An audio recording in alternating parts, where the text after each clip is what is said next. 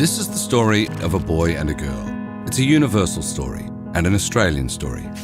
It's a story that occurs every 2 minutes, in fact. A story that happens 657 times a day, every day of the year, and in every kind of household and every city and region across Australia. This is the biggest story behind violence against women. This story doesn't have a happy ending. Because this is the story of how gender inequality contributes to the murder of one Australian woman almost every week. Sounds like a tall tale, right? Let's take things back to the start. Here's the story of a regular woman. As a girl, she gets told how pretty she is, never how clever she is, that if she wears a short dress, she's asking for it. She grows up and gets used to being harassed by men on the street. That's just the way it is. Here's the story of a regular man. As a boy, he learns that women aren't equal to men from a very early age. Even though both his parents work, on the weekends his mum does the housework while dad watches sport. When he cries about being bullied at school, his dad tells him to stop being such a girl and just punch him right back. Technically speaking, we'd say that these social norms, practices and structures have shaped both the boy and the girl, creating a society where women are valued less and men are expected to be dominant and in control.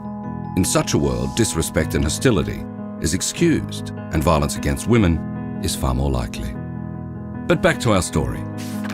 The girl grows up into a woman, the boy grows into a man, and they begin to date. He jokes that he hopes she doesn't get fat now that we're together. She's not sure whether she should laugh. They have the same education and do similar work, yet he earns more money. He's quickly promoted, like other men in the company, while she gets overlooked. At home, she does all the household chores, and he takes control of their joint finances, seeing as he's the main breadwinner and all. When they're at the pub, he puts her down in front of his mates.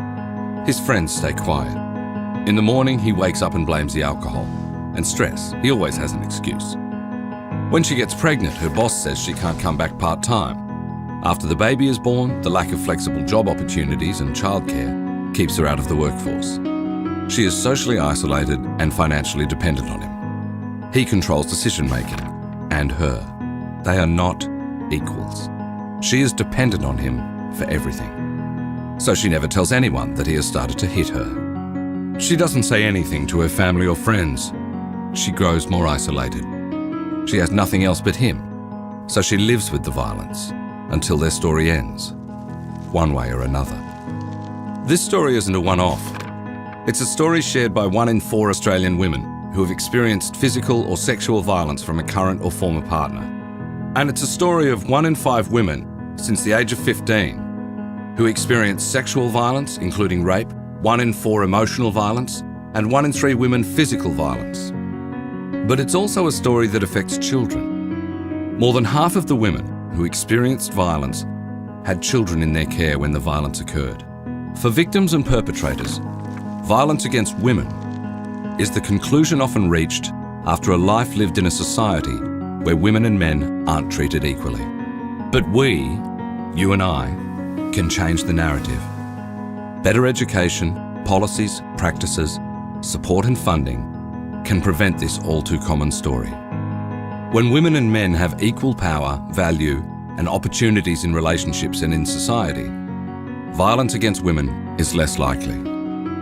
By nurturing caring, respectful, and equal relationships, and by creating equitable and inclusive communities, workplaces, and institutions, we can create a society of equality and respect, where violence against women is unthinkable. Let's change the story, because ending violence against women starts with gender equality.